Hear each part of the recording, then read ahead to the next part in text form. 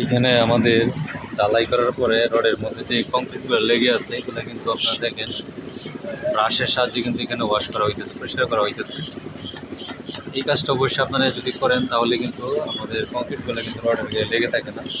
এবং পরবর্তীতে যখন আপনি পরিষ্কার করতে যাবেন তখন কিন্তু এখানে কষ্ট হয় না, ইজিলি এখানে পরিষ্কার করা যায়। তো অবশ্যই আপনারা এই পদ্ধতিটা এখানে অবলম্বন করতে পারেন। আপনারা ঢালাই করার সাথে সাথেই আপনারা এই কাজটা করবেন, তাহলে আপনাদের বেশি পরিশ্রমের কোনো প্রয়োজন হবে না এবং আমাদের কাজটাও সুন্দরভাবে হবে। অবশ্যই আপনারা ইঞ্জিনিয়ার পরামর্শ নিয়ে কাজ করবেন, তাহলে প্রজেক্ট চলে আসতে পারেন এইসব।